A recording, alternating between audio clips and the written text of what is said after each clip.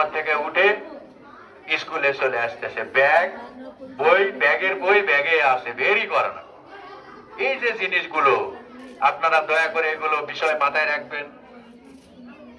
আপনার সন্তানের যে বন্ধু বান্ধব, আপনার সন্তান কার সাথে খেলতেছে, আপনার সন্তানের হঠাৎ করে আচরণগত দিকের পরিবর্তন কেন বলেন? আজ পর্যন্ত কোন শিক্ষা প্রতিষ্ঠান কোন শিক্ষার্থীকে ধর্মের বিরুদ্ধে চলো, চুরি করো, বাটপারি করো, চিটিং করো, এগুলো শিক্ষা দেয়নি। আপনারাও ছাত্র ছিলেন, আমরাও ছাত্র ছিলাম। সে যেই শিক্ষকই হোক সর্বদা চেষ্টা করেছে যে তুমি সত্যের পথে চলো, ভালোর পথে চলো, মায়ের পথে চলো, বাবা মাকে সম্মান করো, শিক্ষকদের সম্মান করো। বাবা মা শিক্ষক সম্মান ব্যতীত কখনো জ্ঞানী গুণী হওয়া সম্ভব নয়। সম্মানিত অভিভাবক অভিভাবিকা বিন্দু, বই পড়া ব্যতীত জ্ঞানী হওয়া সম্ভব নয়। আপনার সন্তানকে বেশি বেশি করে বই পড়ান, রিডিং এর প্রতি গুরুত্ব দেন, ইংলিশে রিডিং এর প্রতি গুরুত্ব দেন।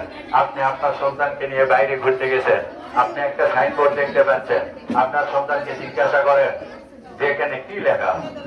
আপনার সন্তান পড়লো, ভুল হলো, আপনি ঠিক করে দেন, দেখেন আর কোনোদিন ভুল হবে না। আপনাদের কাছে আমি অনুরোধ করব, আপনার সন্তান আগামী দিনের ভবিষ্যৎ, এই বাংলাদেশের ভবিষ্যৎ কর্ণধার এবং আজকে শিশু আগামী দিনের ভবিষ্যৎ। আজ শিক্ষা জাতির মেরুদণ্ড, শিক্ষা ছাড়া কোনো কিছু অর্জন করা সম্ভব নয়। যে দেশে যত বেশি শিক্ষিত সে দেশ তত বেশি উন্নত।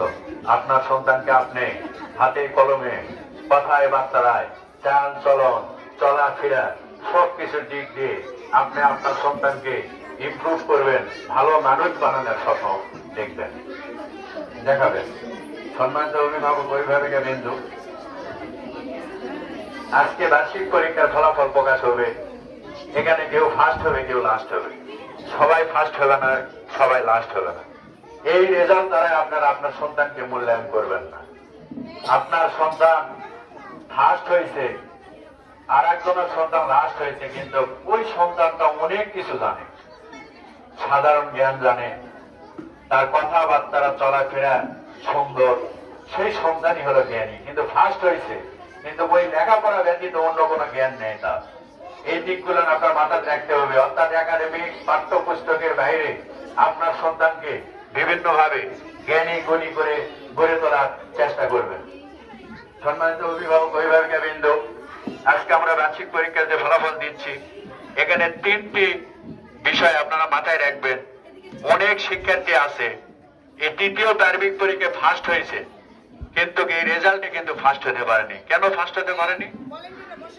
দেখেন, আমাদের প্রথম টিউটোরিয়াল প্রথম বার্ষিক প্রাপ্ত নাম্বার, অর্থাৎ একজন শিক্ষার্থীর প্রাপ্ত নাম্বার থেকে 25%, অর্থাৎ একটি ছাত্র যদি প্রথম টিউটোরিয়াল প্রথম বার্ষিক নাম মিলে মনে করেন 400 পাইছে, সেখান থেকে আমরা 100 নাম্বার নিছি। দ্বিতীয় টিউটোরিয়াল দ্বিতীয় বার্ষিক, অর্থাৎ দ্বিতীয় সাময়িকে ধরেন আবার 400 পাইছে, আমরা ওখান থেকে নিছি 100 নাম্বার, অর্থাৎ 25%।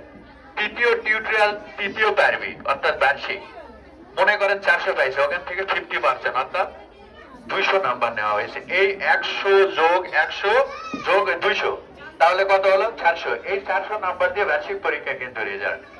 আপনাদের অনুরোধ করব, আপনারা এখানে মন খারাপের কোনো বিষয় নাই। অ্যাজ ইউ সো সোশ্যাল ইউরিপ, যেমন কর্ম তেমন ফল, এটাই বাস্তবতা। শিক্ষার্থীদের উদ্দেশ্যে বলছি, বাবা তোমরা আমাদের সন্তান, তোমরা এই কচিকাঁচার সন্তান যারা আজকে শিশু, তোমরা আগামী দিনের ভবিষ্যৎ। তোমরা যদি ভালো করে লেখাপড়া করো, তুমি যদি তোমার লাইফকে সুন্দরভাবে সাজাতে চাও, তুমি যদি ফার্স্ট হতে চাও, তোমার কিন্তু কেউ পিছনে ফেলাতে পারবে না। আর তুমি যদি ঘুমের থেকে না ওঠো, তোমাকে কিন্তু কেউ জাগাতে পারবে না। তাই আজকের এই রেজাল্ট দ্বারা শিক্ষা নিয়ে আগামী 2026 শিক্ষাবর্ষে নিয়োগ করবে যে তোমার কোথায় গ্যাপ ছিল, তুমি পড়াশোনা নিয়মিত কেন করনি, তুমি পড়াশোনা আগামী দিনে করবে, এই নিয়োগ করবে 2026 শিক্ষাবর্ষে। সম্মানিত অভিভাবক অভিভাবিকা বিন্দু, আগামী 1 জানুয়ারি 2026 রোজ বৃহস্পতিবার সকাল 10 ঘটিকায় প্রথম শ্রেণী থেকে নবম শ্রেণী পর্যন্ত সরকারি বই শিক্ষার্থীদের মাঝে বিতরণ করা হবে। এবং আগামী 5 জানুয়ারি 2026 রোজ সোমবার থেকে বিদ্যালয়ের ক্লাস যথারীতি নিয়মে চলবে। অর্থাৎ প্লে থেকে প্রথম শ্রেণী পর্যন্ত সকাল 8:30 ঘটিকায় এবং দ্বিতীয় থেকে ষষ্ঠ শ্রেণী পর্যন্ত 10:40 ক্লাস শুরু হবে এবং সপ্তম থেকে দশম শ্রেণী পর্যন্ত 12:45 থেকে ক্লাস শুরু হবে। আপনারা সচেতন থাকবেন। 2026 শিক্ষাবর্ষে আপনাদের সন্তান তথাপি আপনাদের আশেপাশে পরিচিত বন্ধু বান্ধব যেসব সন্তান আছে তাদেরকে দাহারাত মডেল স্কুল অ্যান্ড কলেজে দাওয়াত দিবেন। আপনারা আসেন, আমাদের সাথে থাকেন, আমাদের ভুল ত্রুটিগুলো আছে সেগুলো ধরাইয়া দেন, তাহলে আমরা আগামী দিনে আরো সুন্দর মানসম্মত শিক্ষা দিয়ে এই প্রতিষ্ঠানকে সামনের দিকে এগিয়ে নিয়ে যেতে পারবো। তার জন্য আপনাদের একান্ত সহযোগিতা কামনা করছি। আবারও 2026 শিক্ষাবর্ষে আপনাদের সন্তান সহ আপনাদের আশেপাশে পরিচিত বন্ধু বান্ধব সকলকে ভর্তির জন্য দাওয়াত দিবেন এই আশাবাদ ব্যক্ত করে আমি আমার এখানে এই বক্তব্য শেষ করার আগে কবির ভাষায় বলতে চাই, উদয়ের পথে শনিকার বাণী, ভয় নাই ওরে ভয় নাই, নিঃশেষে প্রাণ যে করিবে দান, ভয় নাই ওরে ক্ষয় নাই। ধন্যবাদ সবাইকে। এখন আমরা বার্ষিক পরীক্ষার রেজাল্ট